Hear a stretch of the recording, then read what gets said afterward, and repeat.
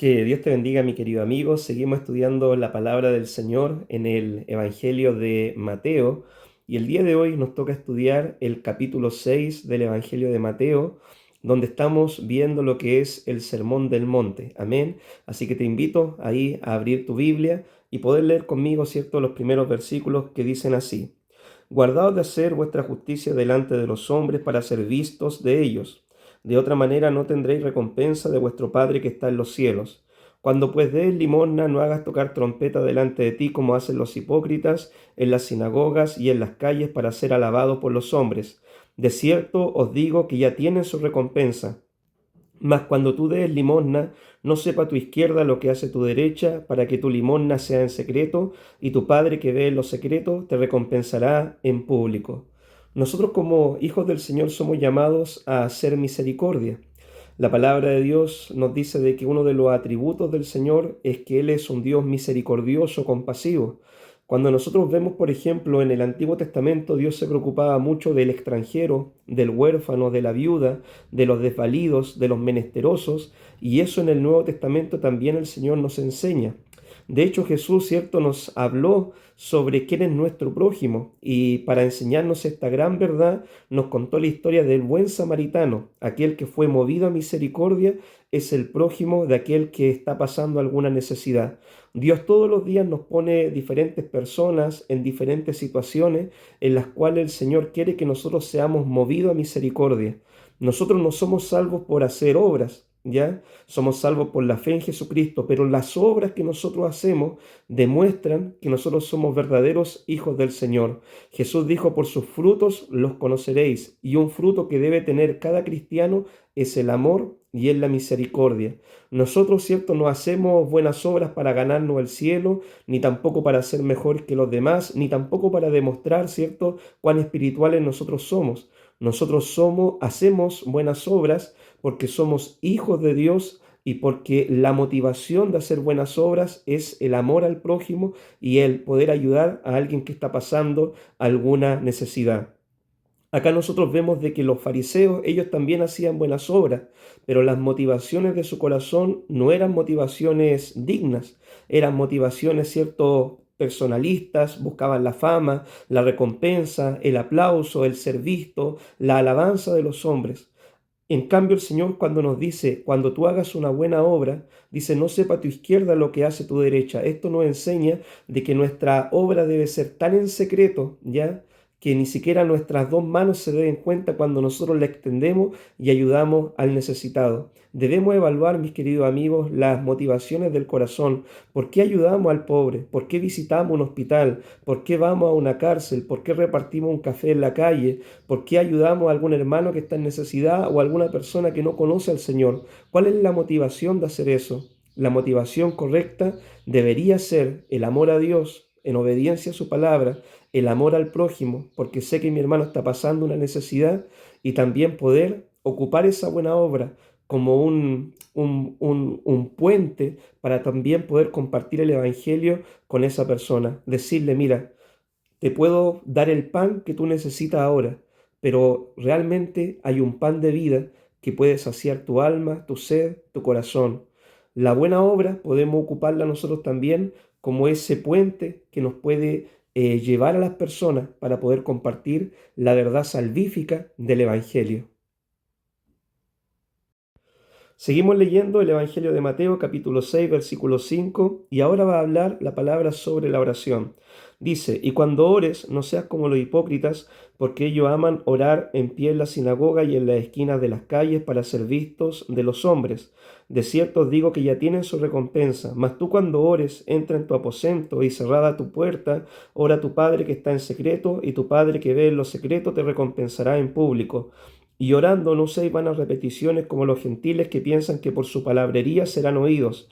No os hagáis pues semejantes a ellos, porque vuestro Padre sabe de qué cosas tenéis necesidad antes que vosotros le pidáis. Vosotros pues oraréis así: Padre nuestro que estás en los cielos, santificado sea tu nombre. Venga tu reino, hágase tu voluntad, como en el cielo, así también en la tierra. El pan nuestro de cada día, dánoslo hoy, y perdona nuestras deudas, como también nosotros perdonamos a nuestros deudores. Y no nos metas en tentación, mas líbranos del mal, porque tuyo es el reino y el poder y la gloria por todos los siglos. Amén. Porque si perdonáis a los hombres sus ofensas, os perdonará también a vosotros vuestro Padre Celestial. Mas si no perdonáis a los hombres sus ofensas, tampoco vuestro Padre os perdonará vuestras ofensas. Estos versículos, mi querido amigo, que acabamos de leer, ¿cierto?, nos hablan sobre la oración. ¿Qué es lo que es la oración? La oración es una conversación con Dios. Tú para orar no necesitas utilizar palabras especiales ni palabras rebuscadas, sino simplemente tener un corazón dispuesto, buscar un tiempo a solas con el Señor. Acá la palabra de Dios nos dice: entra en tu aposento, cierra la puerta, tú en privado con Dios. Esa es la oración más importante que tú puedas hacer. Y abrir el corazón de forma sincera y honesta delante del Señor y ponerte a conversar con Dios como si Él fuera un amigo o como si Él fuera tu Padre terrenal. Y ahí en oración tú puedes presentar todas tus necesidades. Algunas cosas por las cuales nosotros siempre debemos estar orando es por nuestra vida espiritual, debemos estar orando por nuestra familia, debemos estar orando por nuestra iglesia, por nuestros familiares, por nuestro país, debemos estar orando por las peticiones, las necesidades que tienen también los hermanos. Todas estas cosas tú las puedes hacer durante tu tiempo de oración. La Biblia no dice específicamente cuántos minutos, ¿cierto?, nosotros deberíamos orar, pero mientras más oremos, ciertamente es mucho mejor. La palabra del Señor nos enseña de que los grandes hombres de Dios, ellos oraban, ¿cierto?, hasta 3 veces en el día. Vemos en el Antiguo Testamento que los sacerdotes, cuando ministraban, encendían el altar muy de mañana y también por las noches, dándonos, ¿cierto?, un principio de que nosotros debemos encender nuestro altar de adoración, de devoción a Dios todos los días, por lo menos en las mañanas, en las noches, apartar un tiempo para poder orar y poder conversar con el Señor. Cuando oremos, no debemos hacerlo para ser vistos, ni tampoco para competencia, ni tampoco debemos orar solamente cuando las personas nos están mirando. La oración más importante que podemos hacer es cuando estamos orando en privado con el Señor. Podemos orar también con nuestra familia, eso se llama altar familiar, orar con los hermanos de la iglesia, una oración congregacional, pero recuerda tener todos los días tu devocional privado con Dios, tu tiempo de oración privada con el Señor. Tú en oración le hablas a Dios y Dios, por medio de su palabra, también te va a hablar a ti y te va a enseñar su voluntad. Acá nosotros vemos de que los fariseos hacían alarde de sus oraciones, ¿cierto?, para ver quién era más espiritual que el otro, hacían vanas repeticiones. La oración no se trata de repetir un rezo sin sentido. La oración es una conversación sincera con el Señor. Algunas partes que tiene que tener la oración. Tú en oración debes alabar al Señor, como dice acá el Padre Nuestro, ¿cierto? Santificado sea tu nombre. En oración tú debes confesar tus pecados, como dice acá la palabra: Padre, perdona nuestros pecados, nuestras ofensas, como también nosotros perdonamos a quienes nos ofenden. En oración tú debes dar gracias también al Señor, como en una oportunidad también Jesucristo lo hizo, levantando el ojo al cielo. Dice: te doy gracias, Padre, porque escondiste estas cosas de los sabios entendidos y las revelaste a los niños. En oración tú debes pedir por tus necesidades. Acá la palabra decía: el pan nuestro de cada día, dánoslo hoy. Señor, líbranos de la tentación. ¿Ya? En oración tú pides por tus necesidades y también, ¿cierto?, por las necesidades de tu hermano, de tu prójimo, de tu familia. Eso se llama intercesión. Y recuerda también que cuando tú estés orando, si tienes algo en contra de alguien o alguien tiene algo en contra de ti, es muy importante poder solucionar esa cuenta, presentar esa situación delante del Señor, pedir perdón delante de Dios por nuestros pecados todos los días, pedir perdón si le hemos fallado a alguien y dar los pasos necesarios para remediar esas relaciones en lo que sea posible de parte nuestra. Es muy importante esto porque la palabra de Dios termina diciendo este párrafo: si no perdonamos a los hombres sus ofensas, nuestro Padre tampoco nos perdonará a nosotros. Cuando ores, recuérdale al Espíritu Santo, dile que te recuerde. Si hay algo en tu corazón contra alguien, contra algo que te han hecho, entrégalo a Dios en oración para tener un corazón sano, puro, limpio, y así Dios pueda también contestar tus oraciones. Seguimos ahora en el capítulo 6, en el versículo 16, y la palabra ahora nos habla sobre el ayuno. Y dice así: cuando ayunéis, no seáis austeros como los hipócritas, porque ellos demudan sus rostros para mostrar a los hombres que ayunan. De cierto os digo que ya tienen su recompensa. Pero tú cuando ayunes, unge tu cabeza, lava tu rostro, para no mostrar a los hombres que ayunas, sino a tu Padre que está en secreto, y tu Padre que ve en lo secreto te recompensará en público. ¿Qué es lo que es el ayuno? El ayuno, ¿cierto?, es un tiempo específico que uno consagra para el Señor, donde uno deja de ingerir alimentos, ya, para poder dedicarse a lo que es la oración, la lectura de la palabra, el poder buscar del Señor. En el Antiguo Testamento, ¿cierto?, las personas tenían por obligación ayunar por lo menos durante un día, y también vemos de que durante la liturgia del Antiguo Testamento, con el paso del tiempo, ellos ayunaban también en varias oportunidades, ¿cierto?, en forma de arrepentimiento, para pedir perdón al Señor, como tiempos de adoración, de alabanza, cuando se veían en medio de dificultades, cuando perdían a un ser querido, también ellos lo hacían. Pero lo que hay que entender, mi querido amigo, es que el ayuno no debe ser algo, un ritual religioso simplemente. El ayuno es un tiempo que tú apartas para Dios, donde dejas de alimentarte de la comida material para poder alimentarte de la comida espiritual. Jesús, cuando comenzó su ministerio, él comenzó con 40 días de ayuno. Lo máximo que una persona puede ayunar son 3 días sin comer y sin tomar agua. Después de esos 3 días sin comer y tomar agua, se pueden producir daños en el cuerpo, en el organismo. Ahora, uno puede ayunar más de 3 días, ¿cierto? Pero debe tomar agua. Y también en la Biblia nosotros encontramos, ¿cierto?, en la historia también del cristianismo, de que en esos tiempos los primeros cristianos y también en grupos como los fariseos, ellos ayunaban 2 veces a la semana, ¿ya? Entonces nosotros vemos de que el ayuno era una práctica de los primeros cristianos. El apóstol Pablo, cuando ungía líderes, ¿cierto?, en la iglesia, con oración y ayuno, lo encomendaba a la gracia del Señor. Pablo, cuando habla en sus epístolas, él dice que sirva al Señor con muchas oraciones, ruegos, ayunos. Entonces vemos de que el ayuno era parte de la vida cristiana. Jesús dijo que hay demonios que solamente pueden salir con oración y con ayuno, ¿ya? También el Señor dijo que mientras Él estaba con sus discípulos en la tierra, mientras el esposo estaba con ellos, ¿cierto? En otras palabras, sus discípulos no ayunarían, pero una vez que el esposo ya no estuviera con ellos, entonces debían ayunar. Nosotros debemos ayunar, ¿cierto? No como algo religioso, ¿ya? No como una práctica religiosa vacía sin sentido, sino debemos buscar el ayuno, ¿cierto? Y dedicar el ayuno como un tiempo en el cual nosotros podemos recuperar fuerzas con el Señor, ser fortalecidos, consagrar ese tiempo para adorar al Señor. Nosotros como hijos del Señor podemos hacerlo una vez a la semana, una vez en el mes, según cierto tú lo estimes. Tú puedes realizar el ayuno. La Biblia no dice ustedes deben ayunar una vez a la semana o cada 15 días, eso no lo enseña la palabra, pero una buena práctica es poder hacer, ojalá, en lo posible, un ayuno regular, ¿cierto? Un tiempo de consagración, de renuevo, de fortaleza. Acá la Escritura también nos dice, cuando hagan ayuno, ¿cierto? No toquen trompeta, no lo publiquen en Facebook, no le anden contando a medio mundo. Obviamente tú le tienes que hablar a tu esposa para que no te prepare la comida, ¿cierto? O a tu familia, si es que vives con tus padres, ¿cierto? Para que no te consideren en el almuerzo. Pero el ayuno no es una práctica para jactarse, ni para creerse mejor que los demás, ni para envanecerse de que uno es más espiritual porque ayuna y mi hermano no lo hace. De hecho, en el Antiguo Testamento nosotros encontramos cuál era el ayuno que Dios quería que sus hijos hicieran.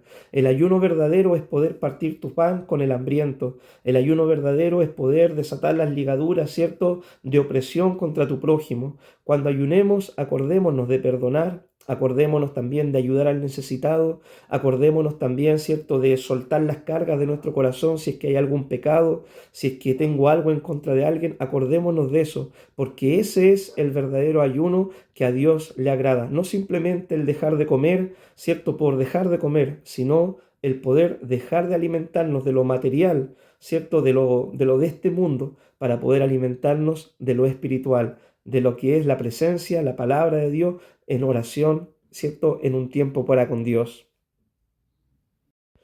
Ahora, en el capítulo 6 de Mateo, en el versículo 19, habla sobre los tesoros. Dice así la palabra del Señor: no hagáis tesoros en la tierra donde la polilla y el orín corrompen y donde ladrones minan y hurtan, sino haceos tesoros en el cielo, donde ni la polilla ni el orín corrompen, y donde ladrones no minan ni hurtan, porque donde esté vuestro tesoro, allí estará también vuestro corazón. Acá la palabra del Señor a nosotros nos enseña de que debemos hacer tesoros en los cielos. Mi querido amigo, todo lo que nosotros tenemos en esta tierra, ¿cierto? Un día va a perecer, un día va a quedar para los demás, que queden con vida, ¿cierto? Cuando nosotros ya no estemos. Y nosotros, como dijo Job, desnudo nací, ¿cierto? Y desnudo también volveré a la tierra, ¿cierto? Y volveré al Señor. Nosotros de esta tierra no nos llevaremos absolutamente nada al reino de los cielos. Solamente lo único que te llevarás es tu relación personal con el Señor. Es lamentable que muchas personas al día de hoy gastan su vida haciendo tesoro en lo material, ¿cierto? Sacando un título, sacando otra profesión, pero lamentablemente se pasan la vida algunos estudiando, otros se pasan la vida trabajando, no pueden dejar de trabajar porque no pueden dejar de producir dinero y no dejan tiempo para Dios. Déjame decirte de que todas las cosas, ¿cierto? No es malo estudiar. La Biblia, ¿cierto? Nos enseña de que debemos escudriñar la Escritura, es bueno estudiar, no es malo trabajar, es un mandato bíblico, ¿cierto? Que nos ganemos el pan con el sudor de nuestra frente, pero lo que sí es malo es poner otras cosas por sobre el Señor, es poner quizás tu lista académica por sobre el Señor y no tener tiempo, ¿cierto? Para buscar de Dios, para adorar a Dios, para orar, para leer la palabra, para servir al Señor, para ir a la iglesia, porque ya terminaste tu segunda carrera y ahora quieres empezar con la tercera, la cuarta y la quinta carrera. No es bueno, ¿cierto?, que una persona trabaje 24/7 y no deje tiempo para el Señor, porque finalmente, mi querido amigo, todo lo que logremos en esta vida va a quedar acá y va a perecer. La polilla, el orín, el óxido se lo van a comer y lo único que tú te vas a llevar al reino de los cielos es tu relación personal con el Señor. Por eso la palabra de Dios nos invita a hacer tesoros en los cielos, a invertir en lo eterno. Mira, ¿qué tesoros nosotros podemos hacer para el reino de los cielos? Dice la Escritura que un alma, vale más que todos los tesoros de este mundo. Si tú logras por lo menos ganar un alma para Cristo, eso vale más que todo el oro y la plata que tú logres conseguir en esta vida. El mayor tesoro, mi querido amigo, son las almas para Dios. Dios nos invita a que podamos hacer tesoro, ganar almas, ayudar al necesitado, ayudar al pobre, bendecir la obra de Dios para que la iglesia siga trabajando, para que los pastores sean sostenidos y puedan seguir predicando el Evangelio y más de un alma pueda ser ganada para Cristo. Esos tesoros son los que son eternos y son los que a Dios le agrada. No es malo estudiar, no es malo trabajar, pero sí es malo colocar todas las cosas por sobre Dios, porque eso se llama idolatría. Y ningún idólatra va a entrar en el reino de los cielos. Ahora llegamos a la sección donde dice que la lámpara del cuerpo es el ojo. En el capítulo 6, versículo 22 dice así: la lámpara del cuerpo es el ojo, así que si tu ojo es bueno, todo tu cuerpo estará lleno de luz, pero si tu ojo es maligno, todo tu cuerpo estará en tinieblas. Así que si la luz que en ti hay es tinieblas, ¿cuántas no serán las mismas tinieblas? Cuán importante, mi querido hermano, es la mirada. ¿Cómo miras tú las cosas? Hay gente, ¿cierto?, que es especialista en ver solamente lo negativo, en ver el vaso siempre vacío, en fijarse, ¿cierto?, en un gran prado, pero siempre en ese prado mirar dónde está la suciedad, dónde está lo malo. Hay mucha gente que es muy negativa de su vista, ya siempre anda mirando lo negativo, lo malo, lo que está mal hecho, para criticar, para juzgar, para murmurar. Y esas personas nunca son felices. Dice la palabra que como es tu mirada, ¿cierto? Así vas a estar tú también. Si tu mirada es una mirada oscura, negra, negativa, pesimista, créeme que tú siempre todo lo vas a ver de forma negativa. Pero si tu mirada es como la mirada de Cristo, una mirada de amor, compasiva, una mirada sabia, una mirada de oportunidades para servir al Padre, una mirada, ¿cierto?, conforme al corazón del Señor, tu mirada siempre va a ser buena. Como sea tu mirada, va a ser tu vida espiritual. La lámpara del cuerpo es el ojo. Todo lo que entra a nuestra vista, a nuestra vida, entra por nuestros ojos. Pon cuidado con lo que estás mirando, con lo que miras en internet, con lo que miras, ¿cierto?, cuando andas en la calle. Pon cuidado con eso, con lo que miran tus ojos. Por una mirada, David cayó en pecado.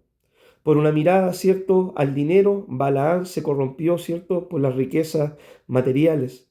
pon cuidado en dónde pones la mirada. El apóstol Pablo nos dice, pongan ustedes la mirada en las cosas de arriba, porque lo que es de arriba es eterno, y lo que es de abajo, ¿cierto? Lo que es de esta tierra es perecedero y no siempre es bueno. Muchas veces son trampas para caer, ¿cierto?, en pecado, en lo negativo, en hacer lo malo.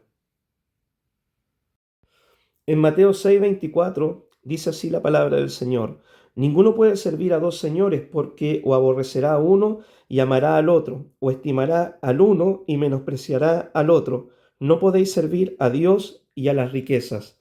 Acá el Señor a nosotros nos dice de que no podemos servir a Dios y a la riqueza. ¿Cuántas personas, mis queridos amigos, nos han desviado de los caminos del Señor por el amor a las riquezas? Dice la palabra que el amor al dinero es la raíz de todos los males, y muchos fueron traspasados por muchos dolores por desviarse del verdadero evangelio, del verdadero seguir al Señor, por el amor a las riquezas, por el amor a las cosas materiales. Ahora, no es un problema de que uno tenga dinero, no es un problema de que uno se gane el dinero de una forma honesta, de una forma responsable, de una forma disciplinada.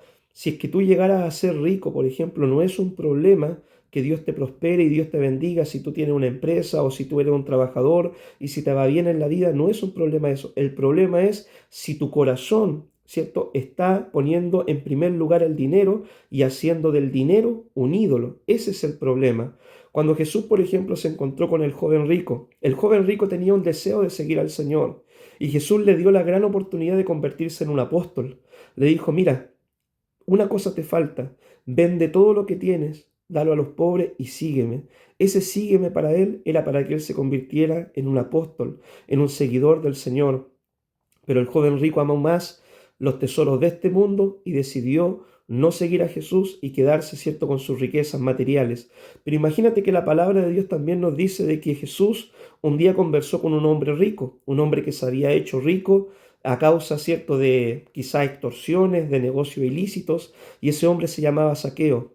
Zaqueo, al oír el mensaje del Evangelio, al ser confrontado por la palabra, dice que Zaqueo se pone en pie y dice, Señor, la mitad de mis bienes doy a los pobres, y si he defraudado a alguien, se lo devuelvo cuadruplicado. Jesús declaró, hoy ha entrado la salvación a esta casa, porque este hombre estuvo dispuesto a devolver lo que había robado, a dar a los pobres, ¿cierto?, con lo que él se había enriquecido ilícitamente, para poder ponerse a cuentas con el Señor. Hoy en día hay mucha gente que por sus negocios ilícitos no quieren venir a los pies de Cristo. Hoy hay mucha gente, ¿cierto?, que prefiere ganar dinero antes de venir a la iglesia o a buscar del Señor. Ya no tienen tiempo para Dios, no tienen tiempo para la iglesia, tienen cosas más importantes que hacer, dicen ellos, que es trabajar, producir dinero, ¿cierto?, para lo terrenal, para lo material, para el ahora. Pero Jesús nos invita a poner la mirada en lo eterno. Hay muchos ministros y pastores del Señor que se han desviado de los caminos del Señor, que empezaron corriendo la carrera de forma legítima, pero por poner la mirada en lo material, por poner la mirada en las cosas de este mundo, por poner la mirada en el dinero, hoy se corrompieron y hoy se convirtieron en falsos profetas, en falsos maestros del Evangelio. Mi querido amigo, debemos ganarnos el pan con el sudor de nuestra frente, pero el Señor también nos dice, ¿cierto?, de que lo material nos va a servir para vivir solamente en esta vida, y que con lo material debemos hacer tesoro en esta vida, ¿cierto?, en el reino de los cielos, ya no hacer tesoros terrenales simplemente, y que nuestra mirada esté puesta en lo eterno, que nuestra mirada esté puesta en Jesús, en su reino, en buscar su reino, y que Dios, ¿cierto?, ocupe el primer lugar de nuestra vida, y que ni el trabajo, ni las ambiciones personales, ni los títulos profesionales le roben el primer lugar al Señor. En el capítulo 6, versículo 25, la palabra del Señor termina hablándonos de lo siguiente. Por tanto os digo, no afanéis por vuestra vida, qué habéis de comer o qué habéis de beber, ni por vuestro cuerpo, qué habéis de vestir. ¿No es la vida más que el alimento y el cuerpo más que el vestido? Mirad las aves del cielo, que no siembran, ni ciegan, ni recogen en graneros, y vuestro Padre Celestial las alimenta. ¿No valéis vosotros mucho más que ellas? ¿Y quién de vosotros podrá, por mucho que se afane, añadir a su estatura un codo? Y por el vestido, ¿por qué os afanáis? Considerad los lirios del campo, cómo crecen, no trabajan ni hilan. Pero os digo que ni aun Salomón, con toda su gloria, se vistió así como uno de ellos. Y si la hierba del campo que hoy es y mañana es echada en el horno, Dios la viste así, ¿no hará mucho más a vosotros, hombres de poca fe? No os afanéis pues diciendo, ¿qué comeremos, o qué beberemos, o qué vestiremos? Porque los gentiles buscan todas estas cosas, pero vuestro Padre Celestial sabe que tenéis necesidad de todas estas cosas, mas buscad primeramente el reino de Dios y su justicia, y todas estas cosas os serán añadidas. Porque Así que no os afanéis por el día de mañana, porque el día de mañana traerá su afán. Basta a cada día su propio mal. En estos versículos el Señor nos invita a buscar su reino, ¿cierto? Y Él promete que todo lo demás va a ser añadido. El Señor nos invita a no ser como las personas del mundo, estar afanados, preocupados, ¿cierto? ¿Qué voy a comer? ¿De qué voy a vivir? ¿Con qué me voy a vestir? ¿En qué voy a trabajar? ¿Cierto?